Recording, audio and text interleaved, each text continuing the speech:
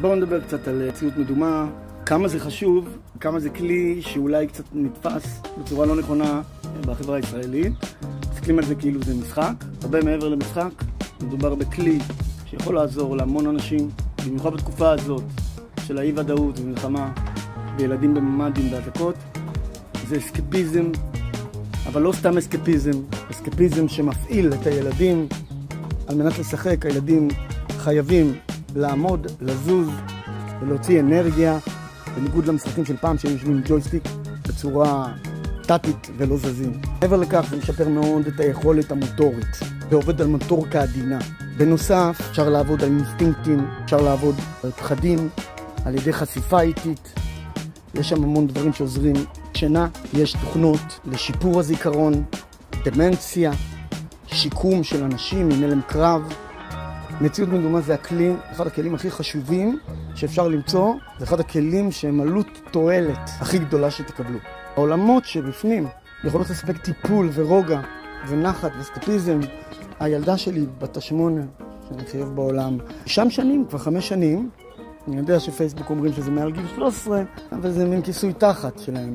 הילדה שלי דוברת אנגלית, יש שם ילדים מכל העולם, והיא מדברת איתם באנגלית, בחדרים כמו למשל רקרום, זה עולם ילדים כזה שהילדים יוצרים, מה שהפך את הילדה שלי ליצירתית. הילדה שלי זה סיפור מעניין בפני עצמו, שאני מבטיח לספר עליו בעתיד. מדובר למעשה בילדה שעקב העיסוק שלי במציאות מדומה והקורונה, הרי הילדים היו כל היום בבית, מדי פעם היינו צריכים את האסקפיזם הזה, ובאמת היינו עושים שימוש בשקופי מציאות מדומה, ככה שהיא, אני חושב, אחת הילדות הראשונות שממש גדלו לתוך הטכנולוגיה הזאת. אז זה פשוט מדהים לראות את האנגלית שלה, את המוטוריקה העדינה, את היצירתיות. בוא נאמר ככה, יש שם המון כלים שאי אפשר לקבל היום בבית ספר. היה חשוב לראות את הסרטון הזה, כי אני חושב שלא הרבה אנשים מודעים לכוח יש למציאות מדומה, וגם הרבה אנשים, אני חושב, מתייאשים מהר מדי. בדרך כלל המשקפיים מגיעות עם גומי, כמו של צוללן, זה מושך את זה לכיוון הפנים, זה לא נעים. זה עושה אדום, סימנים, וחם. אם אתם תשתמשו במשקפיים מציאות מדומה עם גומי, זה לא משהו שיבוא לכם טוב. ולכן קונים רצועה מפלסטיק קשיח. עדיף שיהיה בסוללה, גם זה יספיק לי יותר זמן.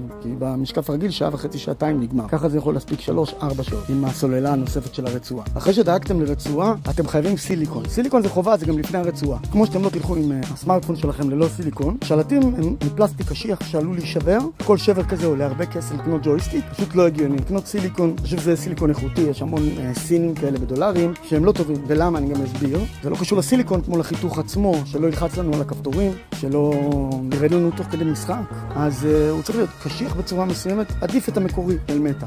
זה לגבי מגנים, זה פריט חובה. אחרי שיש לנו רצועה ומגנים, אנחנו למעשה עם ערכה שמבחינתי זה ערכת סטארט. לפני זה מבחינתי זה לא אמור להימחר ככה, אבל זה בחירה כלכלית של חברת מטה. עכשיו, כשיש לנו כבר את כל הכלים האלה בידיים, מבחינת חומרה, מה שנשאר זה להבין מה אנחנו רוצים לעשות שם. וזה נורא קל. יש שם חנות שהיא כמו הגוגל פליי אם תרצו, או האפל סטור אם תרצו, יכולים להוריד אפליקציות, גם בחינם חלקן. אבל הדבר היפה ביותר הוא שיש שם עולמות פתוחים, כמו הרקרום שדיברתי עליו, ששם יש את כל סוגי המשחקים שרק תוכלו לחשוב עליהם והכל בחינם. יש המון צ'אטים לאנשים שמרגישים בדידות בתקופה הזאת, ובכלל עקב הטכנולוגיה נוצרה בדידות גדולה. אני דווקא רואה את ה-VR מחזיר אותנו למעגל של החברות הקרובה, זה יהיה במרחב וירטואלי, כמובן, לא כמו בעבר, אבל בהחלט זה הכיוון. כי אחרת תראו איזה בדידות נוצרה. ולכן שאתם נכנסים בתוך מציאות מדומה לחדרים, כמו רקרום לילדים, אז הם מוצאים ילדים אחרים ומדברים איתם, ככה הם גם לומדים אנגלית, או שאתם הולכים ל-VR צ'אט ומדברים עם אנשים בכל גיל שתרצו, על כל מה שתרצו.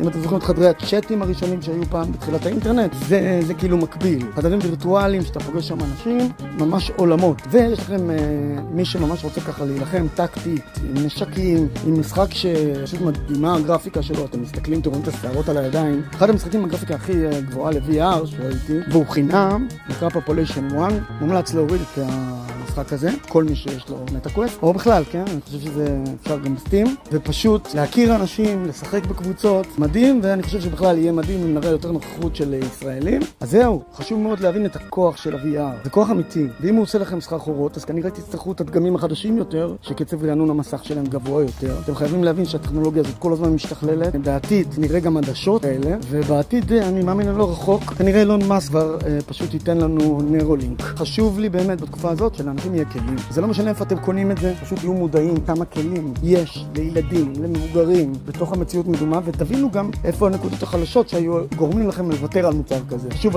לשים דגש שוב על הרצועה והמגינים, מאחל לכולם רק בריאות, ובאמת תהיו חזקים. עתיד מדומה ישראל הולך איתכם משנת 2013 לכיוון הסינגולריות הטכנולוגית, לרגע שבו המחשבים יהיו יותר חכמים מכולנו.